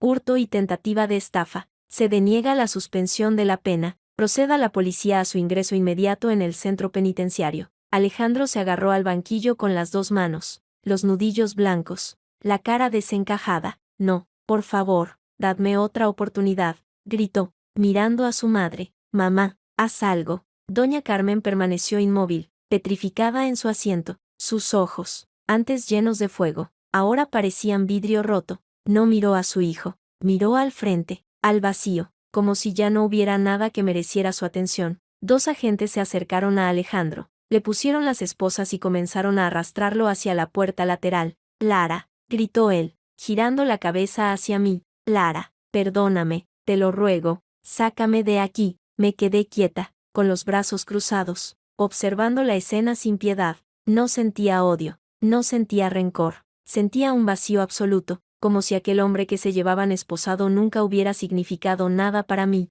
Demasiado tarde, Alejandro, dije, en voz baja, solo para mí. La puerta se cerró tras él. El sonido del metal golpeando el metal resonó en toda la sala. El juez continuó. Don Jamal Martínez y doña Quesa López quedan condenados al pago de 35.000 euros en concepto de indemnización a la señora Lara Jiménez por daños y perjuicios, más las costas del proceso. Asimismo, se confirma la orden de desalojo de la vivienda, que deberá efectuarse en un plazo máximo de 48 horas. Jamal se levantó de un salto, derribando la silla. 35.000 euros, gritó, pero si no tenemos ni para pagar el alquiler, ¿de dónde vamos a sacar ese dinero? Eso no es problema de este tribunal, respondió el juez, impasible. Si no pagan, se procederá al embargo de sus bienes. No tenemos bienes, chilló Quesa, levantándose también. Vivimos en un estudio de mierda, no tenemos nada. Entonces, dijo el juez, trabajarán para pagarlo, o irán a la cárcel por desacato. Quesa rompió a llorar, pero no eran lágrimas de arrepentimiento, eran lágrimas de rabia, de impotencia, de odio. Todo es culpa tuya, gritó, señalándome con el dedo tembloroso. Tú has destruido a mi familia. ¿Tu familia? Reí. La destruisteis vosotros solos. Yo solo he puesto el espejo delante de vuestras caras. Zorra, gritó ella, intentando lanzarse hacia mí. Los agentes la sujetaron antes de que pudiera dar 2 pasos. Forcejeó, pataleó, insultó, pero no sirvió de nada. La sacaron de la sala entre gritos y maldiciones. Jamal se quedó solo, mirando a su alrededor como un animal acorralado. Buscó a su madre con la mirada. Mamá, dijo, con voz temblorosa. Mamá, dinos algo, ayúdanos. Doña Carmen se levantó lentamente, ajustó su chaqueta negra, se alisó el pelo, y miró a su hijo con una frialdad que nunca le había visto. No sois mis hijos, dijo, y su voz sonó como cuchillas. Sois 2 fracasados que me han arruinado la vida. Os he dado todo, y me habéis pagado con mentiras, con fraudes, con humillaciones. Mamá, por favor, cállate, lo cortó ella. No quiero volver a verte, ni a ti, ni a tu mujer, ni a tu hermano. Habéis muerto para mí. Y dicho esto, salió de la sala con paso firme, sin mirar atrás. Jamal se quedó solo, de pie, en medio del pasillo. Los periodistas lo rodeaban, disparando preguntas, flashazos, micrófonos, pero él no respondía, solo miraba al vacío, como si el mundo se hubiera desmoronado a su alrededor. Carlos se acercó a mí y me puso una mano en el hombro. ¿Estás bien?, preguntó. Nunca he estado mejor, respondí, y era verdad. Las siguientes 48 horas fueron un torbellino. Los Martínez intentaron recurrir la sentencia, pero el juez desestimó el recurso en menos de 24 horas. Intentaron pedir un aplazamiento del desalojo, pero la policía se presentó en el estudio de Vallecas a las 7 de la mañana del segundo día. Yo no fui a verlo. No necesitaba verlo salir arrastrando sus pocas pertenencias. Me bastaba con saber que la justicia había actuado, pero sí recibí una llamada de la administradora de la finca esa misma tarde. Señora Lara, han desalojado a los inquilinos, dijo, pero han dejado la casa hecha un desastre, paredes rayadas, muebles rotos, basura por todas partes, han hecho destrozos. Lo sé, dije, lo esperaba. ¿Va a denunciarlos? No, no merece la pena, que se queden con su rabia. Yo ya tengo lo que quería. Colgué y llamé a una empresa de limpieza. Al día siguiente, la casa estaba impecable, lista para ser vendida. Puse el precio más alto del mercado, sabiendo que la ubicación y las dimensiones atraerían a compradores con dinero. No me equivoqué. En menos de una semana, recibí 3 ofertas. Acepté la más alta, 900.000 euros, más del doble de lo que había pagado por ella 5 años atrás. El dinero ingresó en mi cuenta una semana después. 900.000 euros limpios, libres de impuestos, libres de cargas, libres de recuerdos. Una tarde, 2 semanas después del juicio, recibí una visita inesperada. Estaba en mi ático, revisando unos informes de trabajo, cuando sonó el interfono. Señora Lara, hay una mujer aquí que dice ser su suegra, dijo la recepcionista. Doña Carmen Martínez. Fruncí el ceño. ¿Qué quiere? No lo ha dicho, pero parece diferente. No está agresiva. Casi diría que está triste. Medité unos segundos. Déjela subir. 5 minutos después, Doña Carmen estaba en la puerta de mi ático. La vieja parecía haber envejecido 20 años en 2 semanas. El pelo, antes teñido de rubio platino, mostraba las raíces grises. La ropa, siempre impecable, colgaba de su cuerpo como si hubiera perdido peso rápidamente. Los ojos, antes llenos de fuego, estaban apagados, sin vida. Lara, dijo, y su voz sonó como un susurro roto. ¿Puedo pasar? Pase, dije, apartándome, pero no espere que le ofrezca café. Entró lentamente, mirando cada rincón del ático con una mezcla de admiración y amargura. Esto es precioso, murmuró. No sabía que vivieras aquí. No lo sabías porque nunca te interesó saberlo. Asintió, sin fuerzas para discutir. He venido a pedirte perdón, dijo, y las palabras parecían costarle un esfuerzo sobrehumano. No por ti, por mí, porque necesito cerrar esta etapa. ¿Perdón? Reí. Ahora, después de todo, ¿vienes a pedir perdón? Sé que no merezco tu perdón. Sé que he sido una mala persona contigo, pero quería que supieras que me arrepiento, que veo las cosas claras ahora. ¿Y qué ves? Vi cómo sus ojos se llenaban de lágrimas. Lágrimas auténticas, de esas que nacen del dolor verdadero. Veo que destruí a mis hijos. Los crié para que fueran hombres dependientes, incapaces de valerse por sí mismos. Les enseñé que el mundo les debía algo, que las mujeres estaban para servirles, y cuando se enfrentaron a una mujer de verdad, a una mujer fuerte, se derrumbaron. No fueron ellos quienes se derrumbaron, dije, fuiste tú quien los empujó al abismo. Lo sé, sollozó, lo sé, y ahora me he quedado sola. Alejandro está en la cárcel, Jamal y Kesa se han ido del país, huyendo de las deudas. Mi casa, la de toda la vida, la he vendido para pagar abogados. No me queda nada, ¿y esperas que sienta pena por ti? No, no espero nada. Solo quería decirte que tenías razón, que siempre tuviste razón, y que lamento todo el daño que te hicimos. Se quedó quieta, esperando una respuesta. Yo la miré largamente, buscando en su rostro algún rastro de la arrogancia de antes. No lo encontré, solo veía a una mujer mayor, derrotada, vacía. No te perdono, dije al fin, no porque no pueda, sino porque no quiero. El perdón sería un premio que no mereces, pero te agradezco que hayas venido, porque me demuestra que, al final, la verdad siempre sale a la luz. Doña Carmen asintió, secándose las lágrimas con el dorso de la mano. Gracias por recibirme, dijo, y se giró hacia la puerta. Doña Carmen, la llamé cuando ya iba a salir. ¿Qué va a hacer ahora? Se detuvo, sin volverse. No lo sé, respondió. Buscaré un trabajo, algo sencillo, una tienda, una limpieza, lo que sea. Ya no tengo a nadie que me mantenga. Siempre puede pedir ayuda social. Hay recursos para personas mayores en situación de vulnerabilidad. No quiero ayuda, dijo, y su voz recuperó por un instante un destello de orgullo. Prefiero trabajar a deberle nada a nadie. Salió y cerró la puerta tras de sí. Me quedé mirando la puerta cerrada durante largo rato. Sentía algo extraño. No era satisfacción, no era lástima, era una especie de paz, como si al verla derrotada, hubiera cerrado un círculo que llevaba 7 años abierto. 3 meses después, la vida había vuelto a la normalidad, o a una nueva normalidad, más limpia, más ligera. Había vendido el ático y comprado uno más pequeño, más acogedor.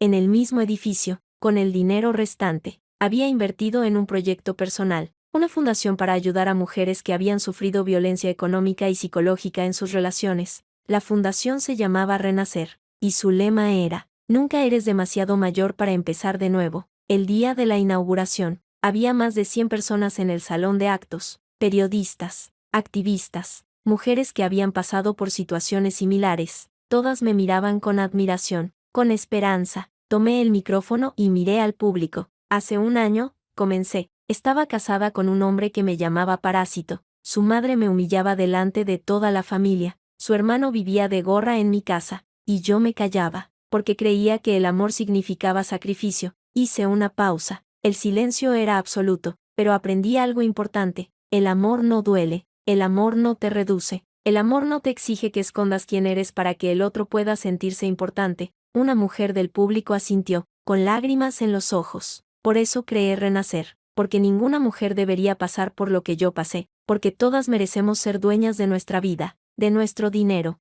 de nuestro destino. El aplauso fue ensordecedor. Cuando terminó el evento, una mujer se acercó a mí. Era joven, tendría unos 30 años, con el pelo revuelto y los ojos hinchados de llorar. Lara, dijo, y su voz temblaba, me llamo Marta, y estoy pasando por lo mismo que tú. Mi marido me oculta el dinero, me dice que no valgo nada, que sin él no soy nada. La miré a los ojos y vi reflejada mi propia historia. ¿Y qué vas a hacer al respecto?, pregunté. No lo sé, respondió, con voz insegura. Tengo miedo. El miedo es normal, dije, tomándole las manos, pero no dejes que el miedo decida por ti. Tú eres la única dueña de tu vida. Marta asintió, secándose las lágrimas. Gracias, susurró. Gracias por existir.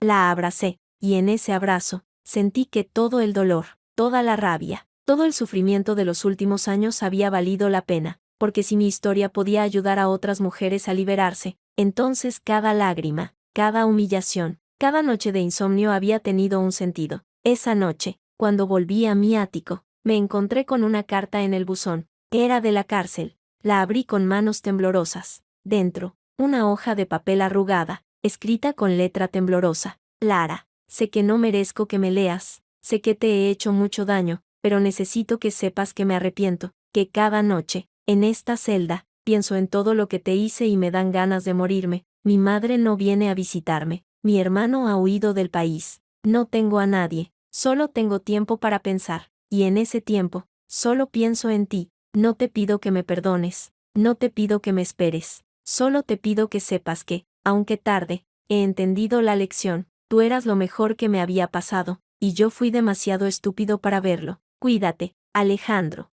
Leí la carta 2 veces. Luego, lentamente, la rompí en pedazos pequeños y los tiré a la basura. No sentí nada, ni odio, ni rencor, ni lástima, solo un vacío limpio, como una pizarra recién borrada. Alejandro había sido mi pasado, pero ya no era mi presente, y nunca, jamás, volvería a ser mi futuro. Me senté en el sofá, abrí mi portátil, y empecé a escribir el discurso para la siguiente conferencia de la fundación. Afuera, Madrid brillaba con sus luces nocturnas, pero yo ya no necesitaba mirar fuera. Por fin, después de tanto tiempo, había encontrado la luz dentro de mí. Pasaron 6 meses desde aquella carta. 6 meses en los que mi vida cambió más que en los 7 años anteriores. La Fundación Renacer creció más rápido de lo que había imaginado. Empezamos con un pequeño local en el centro de Madrid, y pronto tuvimos que mudarnos a un edificio entero en la calle Velázquez, 4 plantas dedicadas a asesorar, acompañar y empoderar a mujeres que habían sufrido violencia económica y psicológica. El día que cumplíamos el primer aniversario de la fundación, recibí una llamada que no esperaba. ¿Señora Lara Jiménez?, preguntó una voz masculina, profesional.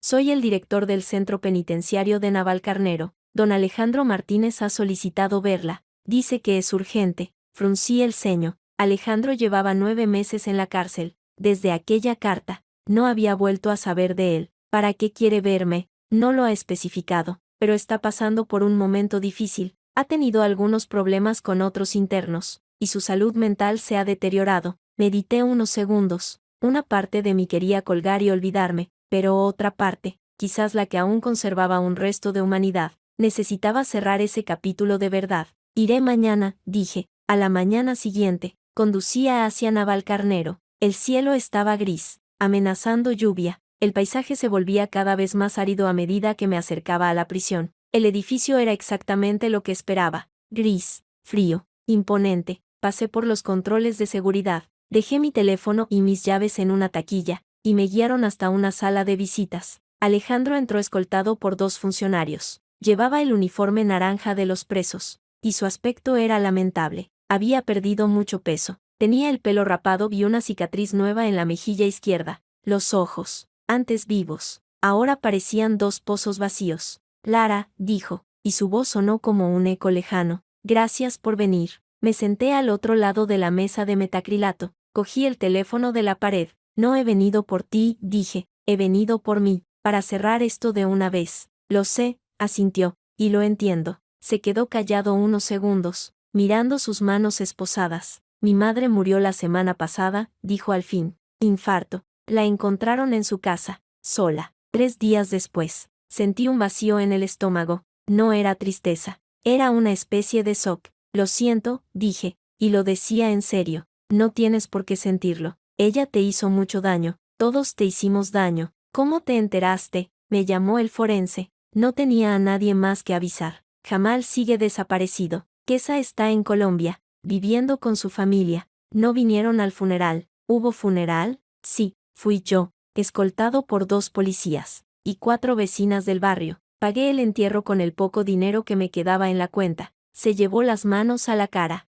y vi que sus hombros temblaban. Estoy solo, Lara, completamente solo. Mi madre, mi hermano, mi mujer, todos se han ido, y yo estoy aquí, pudriéndome en una celda, sin nada ni nadie. Tú elegiste este camino, dije, sin dureza pero sin compasión. Nadie te obligó a falsificar mi firma. Nadie te obligó a mentir, a engañar, a humillar. Lo sé, levantó la cabeza, y sus ojos estaban rojos. Lo sé todo, y me arrepiento de cada cosa que hice, pero el arrepentimiento no me devuelve nada, no me devuelve a mi madre, no me devuelve mi libertad, no me devuelve tu amor. Nunca tuviste mi amor, Alejandro, tuviste mi paciencia, tuviste mi sacrificio, pero el amor se construye con respeto, con honestidad, con apoyo mutuo, y nosotros nunca tuvimos eso. ¿Crees que podríamos haberlo tenido? Preguntó, con una voz tan frágil que parecía a punto de romperse. No lo sé, respondí, quizás, si hubiéramos sido sinceros desde el principio, si no hubiera tenido que esconder quién era para que tú pudieras sentirte hombre,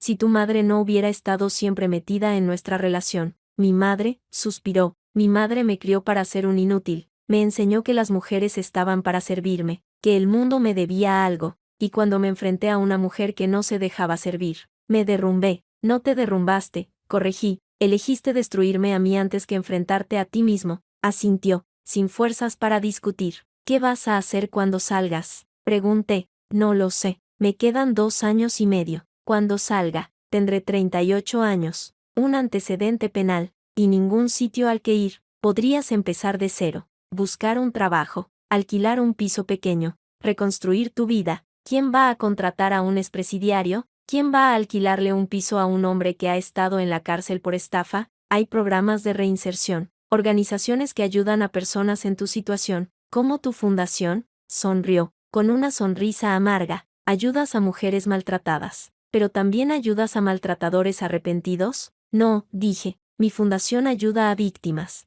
no a verdugos. Entonces, no hay esperanza para mí. La esperanza te la tienes que crear tú solo, Alejandro. Yo ya no puedo hacer nada por ti. Se quedó callado, mirando el vacío. Luego, dijo, ¿puedes hacer una cosa por mí? Una sola. Depende de qué sea. Cuando salga de aquí, dentro de 2 años y medio, ¿podría visitar la tumba de mi madre? No tengo a nadie que me lleve. No tengo dinero para un taxi, y el cementerio está lejos. Te llevaré yo, dije, y la frase salió antes de que pudiera pensarla. Me miró, sorprendido. ¿Lo harías? Será la última vez que te vea, aclaré. Después de eso, no quiero saber nada más de ti. Lo entiendo, asintió, y te lo agradezco. Salí de la prisión con una sensación extraña. No era alivio, no era tristeza. Era una especie de paz agridulce, como cuando terminas un libro que te ha hecho sufrir pero que sabes que tenía que terminar así. Conduje de vuelta a Madrid con la música alta, tratando de no pensar en la imagen de Alejandro tras el metacrilato, pero no podía evitarlo. Su rostro demacrado, sus ojos vacíos, su voz rota. Era el mismo hombre que me había llamado parásito, que había permitido que su madre me humillara, que había intentado robarme, pero también era un hombre derrotado, solo, sin nada.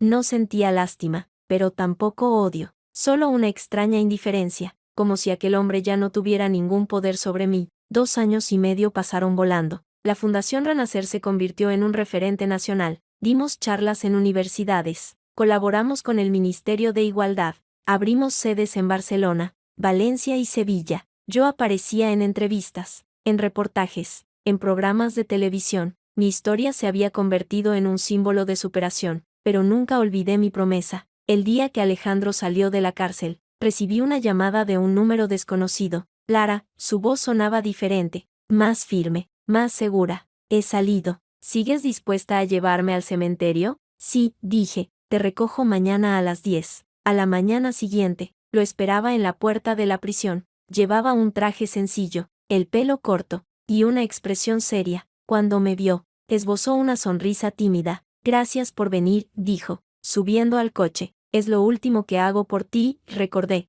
Lo sé. Conducimos en silencio hasta el cementerio de la Almudena. El día era gris, con una llovizna fina que empapaba los cristales. Alejandro miraba por la ventana, perdido en sus pensamientos. ¿Has encontrado trabajo?, pregunté, rompiendo el silencio. Sí, en un taller mecánico. Un amigo de la cárcel me consiguió el puesto. No gano mucho, pero es suficiente para vivir. Me alegro. Vivo en un piso compartido en Usera, con otros 12 reclusos. No es lujoso, pero es mejor que una celda, eso seguro. Llegamos al cementerio. Alejandro me guió entre las lápidas hasta la tumba de Doña Carmen. Era una lápida sencilla, de mármol blanco, con una inscripción que decía, Carmen Martínez García, 1955 a 2026, Madre amada. Alejandro se arrodilló frente a la tumba y tocó la piedra con la mano temblorosa. Hola, mamá, dijo, en voz baja. He vuelto. Se quedó allí, en silencio, durante largos minutos. Yo me mantuve a distancia,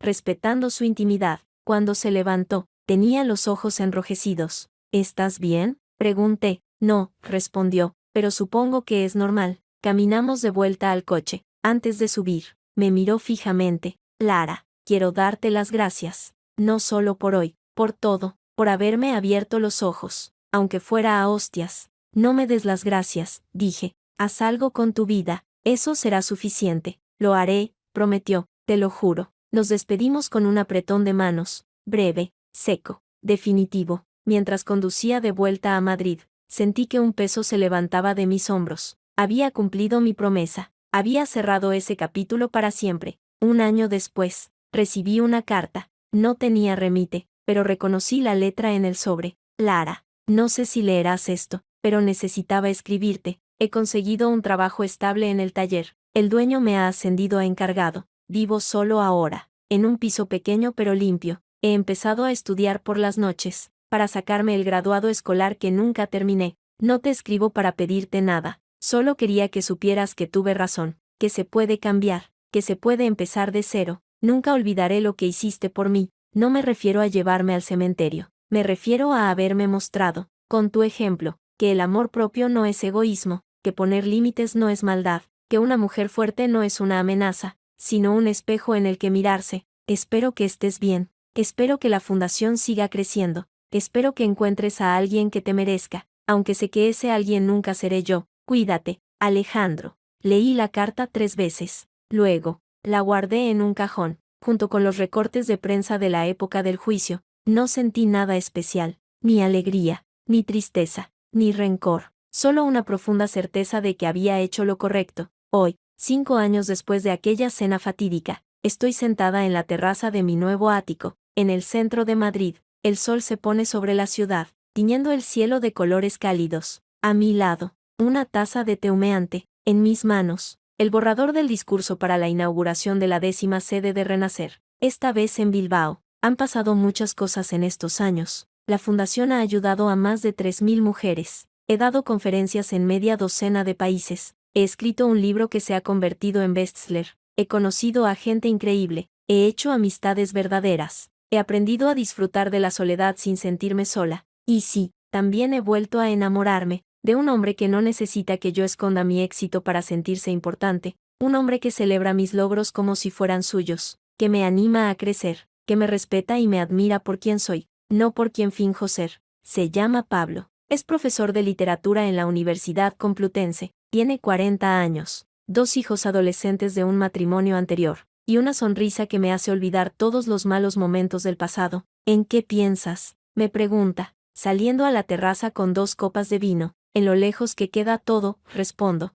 aceptando la copa. ¿El pasado? Sí, a veces me parece que fue otra vida, otra persona. Eras otra persona, dice él, besándome en la frente, pero la persona que eres ahora es mucho mejor. Sonrío, bebo un sorbo de vino. ¿Sabes qué es lo mejor de todo? Digo, que no guardo rencor. Podría odiar a Alejandro, a su madre, a su hermano, pero no, prefiero agradecerles lo que me enseñaron. ¿Qué te enseñaron? Que el amor no duele, que el sacrificio no es amor, que poner límites no es egoísmo, que una mujer no necesita un hombre para ser completa, que el éxito no es un pecado, que la familia no es un pretexto para el abuso. Bonita lista, sonríe él, es la lista que me hubiera gustado tener a los 20 años, pero más vale tarde que nunca. Apoyo la cabeza en su hombro y miro el horizonte. Madrid se extiende ante nosotros, brillante, vibrante, llena de vida. ¿Te arrepientes de algo?, pregunta Pablo, en voz baja. De haberme callado durante 7 años, respondo,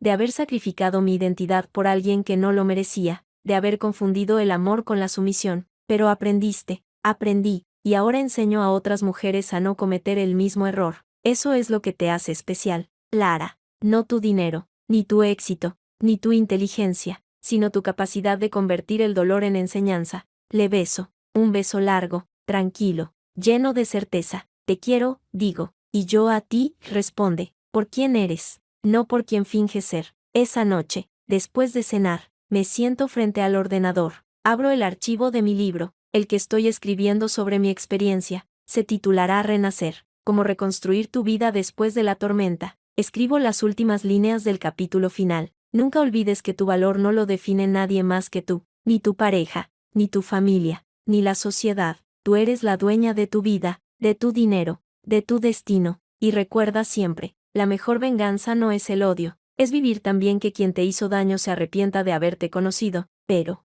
sobre todo, vive para ti, porque al final del camino, la única persona que te acompañará siempre serás tú misma, y esa persona merece ser feliz. Cierro el archivo y apago el ordenador. Me levanto, me estiro, y me asomo a la ventana. Madrid duerme, pero yo estoy más despierta que nunca. Han pasado 5 años desde aquella cena en la que mi vida cambió para siempre. 5 años desde que dejé de ser la sombra de alguien para convertirme en mi propia luz. Y ahora, al mirar atrás, no siento rabia, no siento rencor, solo una profunda gratitud por haber tenido el valor de decir basta, porque a veces, el acto más revolucionario que puede hacer una mujer es quererse a sí misma lo suficiente como para marcharse, y yo me marché, y nunca, jamás, volví a ser un parásito. 3 años después de aquella carta, mi vida había alcanzado un equilibrio que nunca creí posible. La Fundación Renacer tenía sedes en 12 ciudades españolas. Mi libro se había traducido a 7 idiomas. Pablo y yo vivíamos juntos en un ático en el barrio de Salamanca, y nuestra relación era todo lo que siempre había deseado y nunca había tenido. Pero el pasado, aunque enterrado, nunca desaparece del todo. Fue un martes cualquiera cuando sonó el teléfono en la oficina de la fundación. La recepcionista, una chica joven llamada Carla, me pasó la llamada con voz extraña. Lara, hay un hombre aquí que pregunta por ti, dice que se llama Alejandro. Sentí un vuelco en el estómago, no había sabido nada de él desde aquella carta, 3 años atrás. Ni una llamada, ni un mensaje, ni una señal. ¿Qué quiere?, pregunté, con voz controlada. No lo ha dicho, pero parece nervioso. Trae un ramo de flores. ¿Flores?, repetí, incrédula. Sí, y va bien vestido, traje, corbata. No parece el mismo hombre del que me hablaste. Medité unos segundos. Una parte de mí quería decirle que se fuera, que no quería verlo nunca más, pero otra parte, la misma que me había llevado a visitarlo a la cárcel, necesitaba saber cómo había terminado su historia. Dile que suba. 5 minutos después, Alejandro estaba en la puerta de mi despacho, y Carla tenía razón. No era el mismo hombre. Llevaba un traje azul marino bien cortado, una camisa blanca impecable, y una corbata de seda gris. El pelo, antes rapado, ahora estaba bien peinado, con algunas canas en las sienes. La cicatriz de la mejilla seguía ahí, pero ya no parecía una marca de violencia, sino una arruga más en un rostro que había envejecido con dignidad. En sus manos, un ramo de rosas blancas. Lara, dijo, y su voz sonaba firme, segura. Gracias por recibirme. No sabía que hubiera salido, dije, sin invitarlo a sentarse. Salí hace 6 meses. pero necesitaba tiempo para poner mi vida en orden antes de verte. ¿Y ya la has puesto en orden? Más o menos. Sonrió, una sonrisa tímida, casi infantil. Tengo un trabajo estable. Vivo solo. He terminado el graduado escolar y estoy estudiando para ser técnico en electrónica. Me alegro, dije, y lo decía en serio. ¿Puedo sentarme?, preguntó, señalando la silla frente a mi escritorio. Adelante. Se sentó, colocando el ramo sobre la mesa con cuidado. Estas son para ti, no como un intento de reconquistarte, sino como un gesto de agradecimiento, por todo. No tenías que traer nada, lo sé, pero quería hacerlo. Hubo un silencio incómodo. Yo no sabía qué decir. Él parecía buscar las palabras adecuadas. He estado yendo a terapia, dijo al fin, desde que salí de la cárcel, 2 veces por semana, y te está ayudando, mucho. He entendido cosas que nunca había entendido, sobre mi madre, sobre mi familia, sobre mí mismo. Por ejemplo, que mi madre me crió para ser un hombre dependiente porque ella necesitaba sentirse necesaria, que mi odio hacia ti no era por ti, sino por mi propia incapacidad de ser alguien por mí mismo, que te llamaba parásito porque en realidad el parásito era yo. Sus palabras me sorprendieron. No esperaba tanta lucidez, tanta honestidad.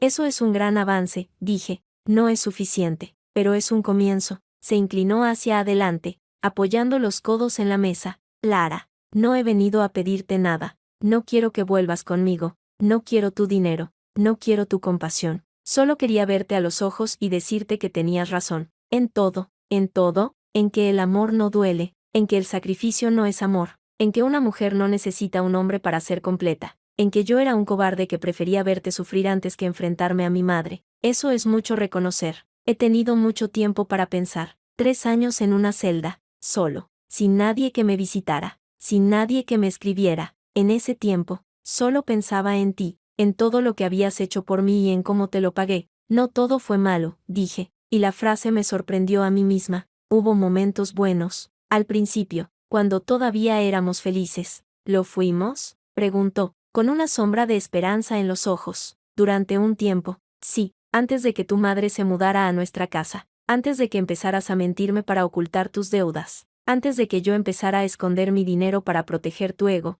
destruí todo lo bueno que teníamos, dijo, y su voz se quebró. Lo sé, y no hay día que no me arrepienta. El arrepentimiento no cambia el pasado, Alejandro, pero puede construir un futuro diferente. Eso intento, cada día. Se levantó, ajustándose la chaqueta. No te quito más tiempo. Solo quería darte las gracias y decirte que, pase lo que pase, siempre recordaré lo que hiciste por mí, no solo llevarme al cementerio, sino haberme mostrado, con tu ejemplo, que se puede ser fuerte sin ser cruel. Gracias, Alejandro, dije, levantándome también, y buena suerte con tus estudios. Gracias. Caminó hacia la puerta, pero se detuvo antes de salir.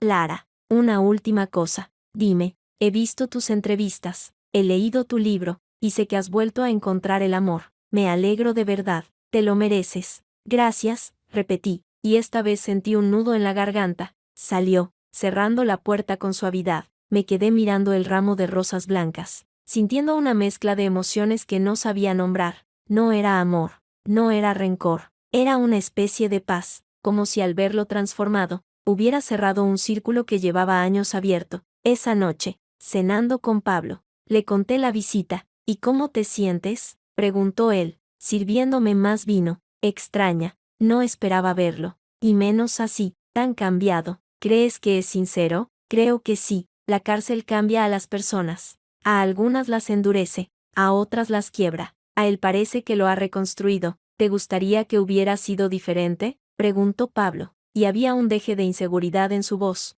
Le tomé la mano. No, me gusta mi vida ahora. Me gustas tú. Me gusta quien soy contigo. Alejandro fue una etapa necesaria, pero superada, como una enfermedad que te deja secuelas, pero también te hace más fuerte. Entonces, ¿por qué tienes esa cara? Porque me ha hecho pensar en el perdón, en si soy capaz de perdonar de verdad todo lo que me hizo. ¿Y lo eres? No lo sé, pero quizás perdonar no significa olvidar. Significa soltar el peso que llevas dentro para poder seguir adelante. Pablo asintió, comprensivo. Si necesitas tiempo para procesarlo, lo entiendo. No necesito tiempo, dije, apretándole la mano. Necesito certeza, y la tengo. Te quiero a ti, y lo de Alejandro es pasado. Pasaron 2 meses. La vida siguió su curso: conferencias, reuniones, viajes, cenas con Pablo, fines de semana en la playa. La visita de Alejandro se fue diluyendo en la rutina, como un sueño que se desvanece al despertar,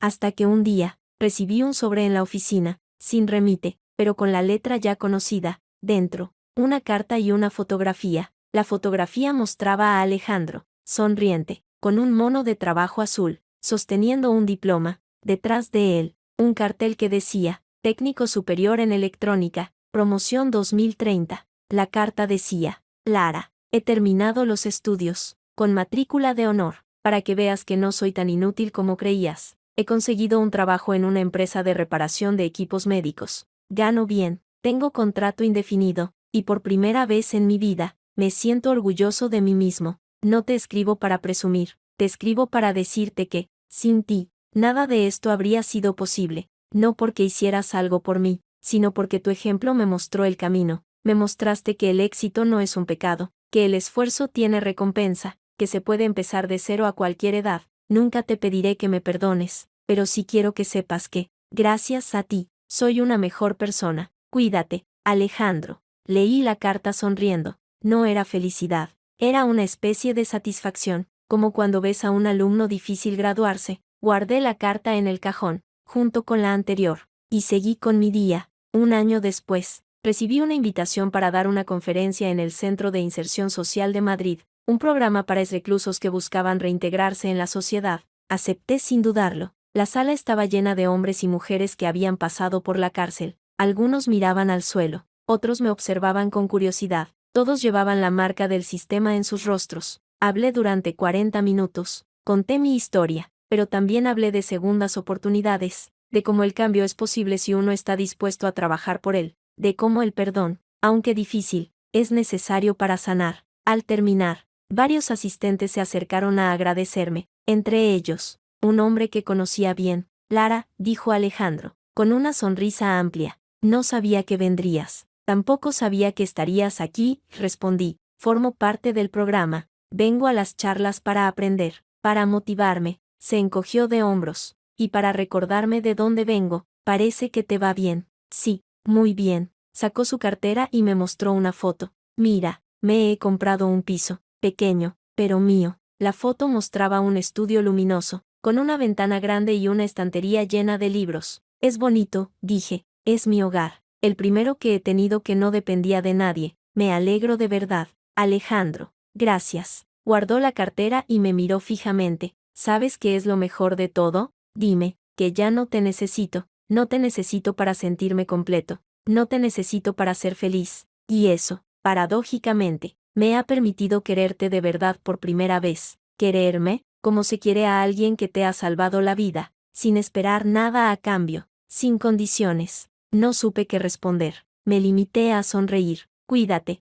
Lara, dijo él, y me dio un abrazo breve, respetuoso. Tú también, Alejandro. Se alejó, mezclándose con el grupo de asistentes que salían de la sala. Lo vi reír con uno de ellos, darle una palmada en la espalda, hacer un gesto de despedida. Era un hombre nuevo, y yo, sin saber muy bien cómo, había sido parte de su transformación. Esa noche, en casa, Pablo me esperaba con la cena preparada. ¿Cómo fue la charla?, preguntó, sirviendo la sopa. Interesante, conocí a gente con historias muy duras, pero también con muchas ganas de cambiar. ¿Y él estaba? Sí, tomé un sorbo de sopa. Estaba. Y está bien, de verdad bien. ¿Te alegra? Sí, me alegra. No porque sienta nada por él, sino porque verlo bien me confirma que hice lo correcto, que no me equivoqué al darle esa segunda oportunidad. Fuiste más generosa de lo que yo habría sido, dijo Pablo, con admiración. No fui generosa, fui práctica. El rencor pesa más que el perdón,